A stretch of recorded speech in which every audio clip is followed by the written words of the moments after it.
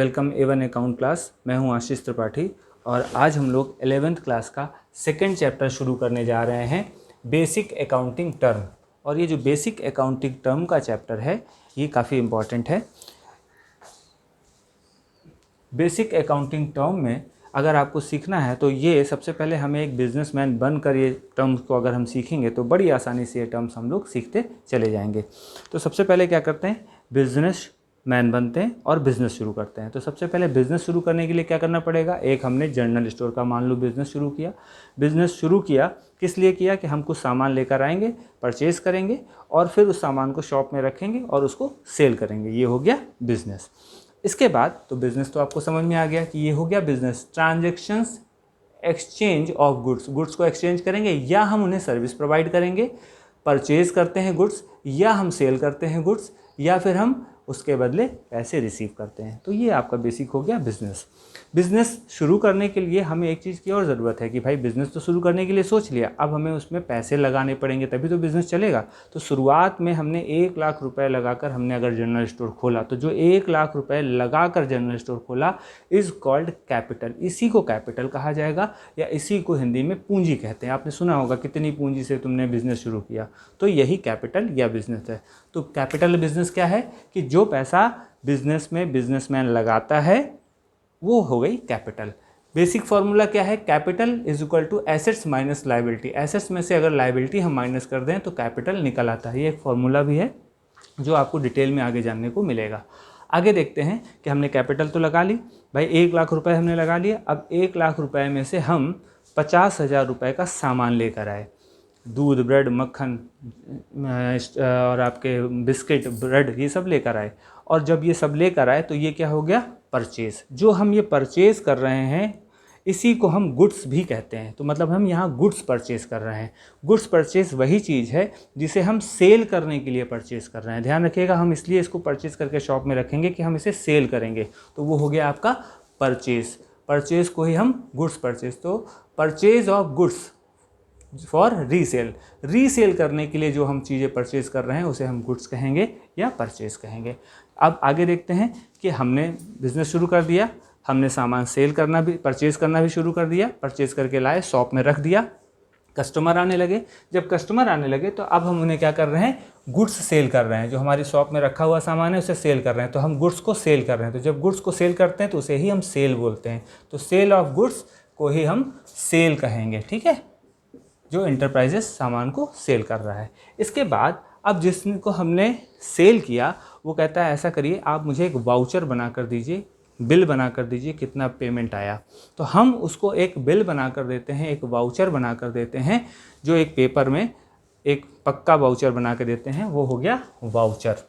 उसी को वाउचर बोला जाता है, जो प्रूफ हो गया कि हमने आपको 1,000 रुपये या 2,000 रुपये का सामान सेल किया है। इसी तरह से हमने जब गुड्स परचेज़ किया होगा तो उस समय भी हमने जहाँ से परचेज़ किया उससे एक वाउचर लिया होगा कि एक बिल बनाकर दीजिए कि आपने कितना सामान हमको दिया है, कितनी रुपीस का सामान दिया है। तो यही क्या हो गया, वाउचर, जो हम उसको एक प्रूफ एक देते हैं। तो voucher is the document which is the establish that the transaction. जब ट्रांजेक्शन्स होता है उस समय जो डॉक्यूमेंट्स इस्टेब्लिश होता है जिसको हम वाउचर कहते हैं, उसे हम कैश मेमो भी नाम जानते हैं, बिल भी नाम जानते हैं, रिसिप्ट भी जानते हैं। बिल, रिसिप्ट, कैश मेमो जो हम रिसीव कर रहे होते हैं वो वाउचर है। आगे देखते हैं डेबिटर। डेबिटर क्या होते हैं, डेबिटर वो लोग हैं जो, ध्यान समझिएगा, डेबिटर वो लोग हैं जो लोग हमारा पैसा हमें वापस करेंगे। क्यों वापस करेंगे, क्योंकि हो सकता है जब हमने गुड सेल किया हो तो उस समय उन लोगों ने हमें पैसे ना दिए हों। अगर उन्होंने उधार हमने सेल किया है किसी को सामान, ठीक है, क्रेडिट सेल किया है, तो जिस बंदे को हमने सामान सेल किया है उसने अभी हमारे पैसे हमको वापस नहीं किए, इसलिए हम उसे क्या बोलेंगे, कॉमन लैंग्वेज में सभी ऐसे लोगों को डेबिटर बोला जाएगा। तो ये हो गए डेबिटर। अब आगे जाते हैं, देखते हैं क्रेडिटर क्या होते हैं। क्रेडिटर वो लोग होते हैं जिनको मुझे पैसे देने हैं। मैं एक बिजनेसमैन हूँ और मुझे उनके पैसे उन्हें वापस करने हैं। क्यों वापस करने हैं, क्योंकि हो सकता है कि मैंने जब गुड्स परचेज़ किया हो तो उस समय अपनी शॉप के लिए जब मैंने गुड्स परचेज़ किया हो तो उस समय मैंने उनको पैसे ना दिए हों। मैंने कहा हो ठीक है मैं आपको बाद को पैसे दूंगा। तो अगर मैं उनको पैसे उस समय नहीं देता हूँ तो मैं क्या बन गया, क्रेडिटर बन गया। और इस तरह से क्रेडिटर वो लोग हो गए जो मुझे पैसे वापस करने हैं अपने जहाँ से मैंने गुड्स परचेज़ किया, तो वो क्या हो गया, क्रेडिटर हो गया। ठीक, अब आगे बात करते हैं एसेट्स की। एसेट्स क्या होती हैं भाई, हमने एक शॉप शुरू की, बिज़नेस शुरू किया, तो हमने एक दुकान खरीदी होगी, वो हमारी एसेट्स है। वहाँ आने जाने के लिए हमने क्या कहते हैं कोई गाड़ी रखी है जिससे सामान को लाते हैं या ले जाते हैं, तो वो हमारी एसेट्स है। तो एसेट्स बिल्डिंग है, मशीन है, प्लांट है या मोटर व्हीकल है, ये सब एसेट्स हैं। तो ये हमारी एसेट्स हो गए। तो एसेट्स क्या है, प्रॉपर्टी हैं जो कि जिनका लीगल राइट है कि वो मेरी ही है या हमारे बिजनेस की हैं। ठीक है, तो वो हो गई बिजनेस की एसेट्स।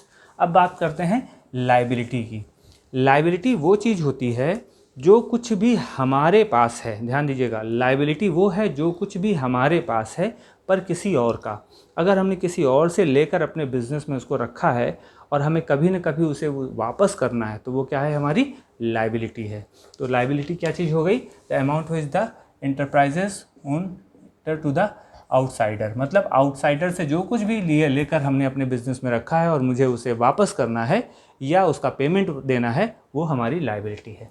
आगे देखते हैं, अगला पॉइंट है स्टॉक। स्टॉक में क्या है कि जो कुछ भी हमने पूरे साल सेल करने के बाद जो हमारे पास बच गया है सामान, वो हमारा स्टॉक हो गया। तो स्टॉक में हमारे शॉप में जो कुछ भी रखा हुआ सामान है वो सारा है स्टॉक, जो कि सेल करने के बाद बच गया। तो ये बेसिकली स्टॉक दो तरह का होता है। जब हम शुरुआत में लेकर आते हैं, परचेज़ करके लाते हैं गुड्स को, तो वो भी हमारा स्टॉक है, वो है ओपनिंग स्टॉक, ईयर के बिगिनिंग में जो होता है।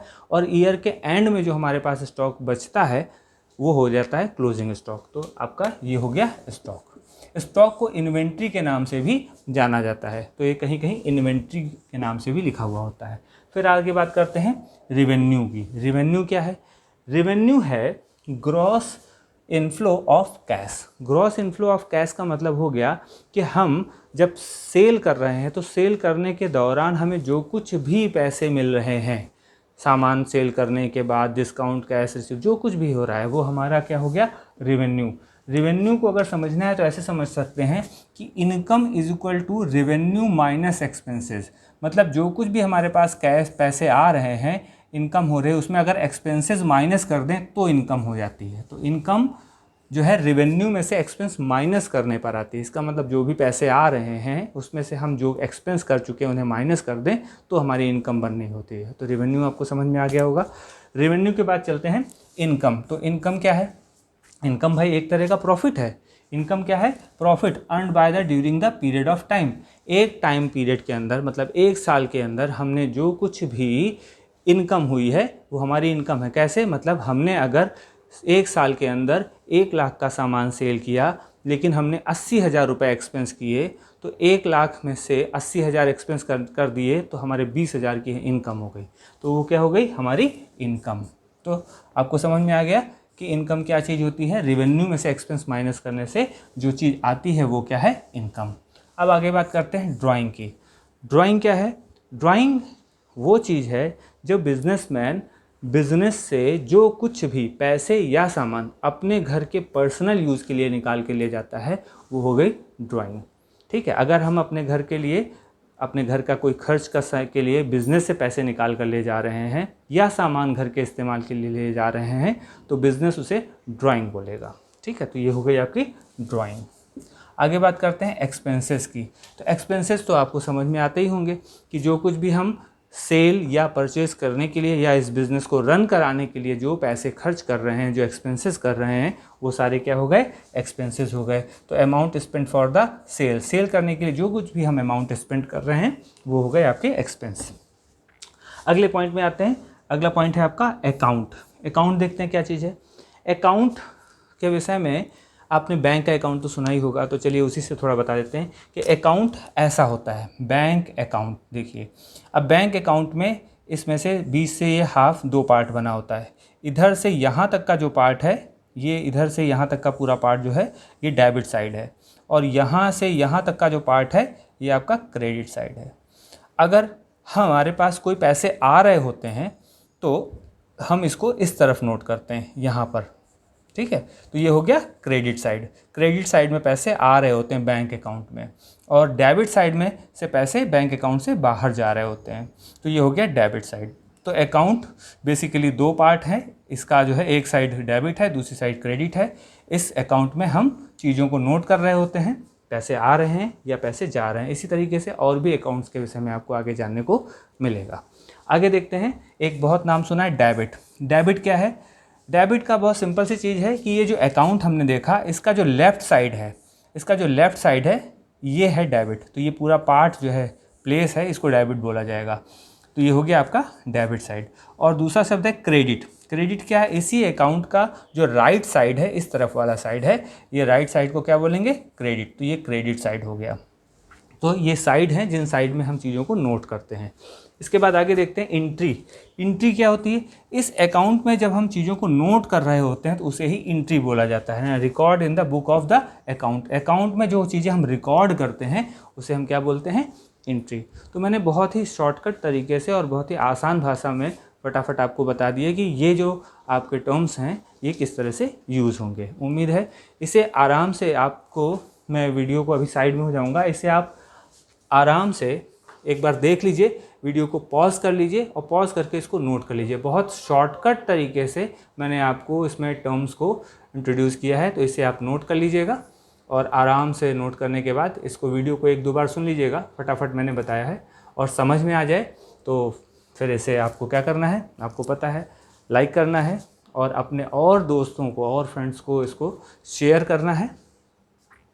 और उसके साथ साथ अगर आपको समझ में आया तो कमेंट्स बॉक्स में जाकर ज़रूर बताइए कि आपको ये समझ में आ गया है।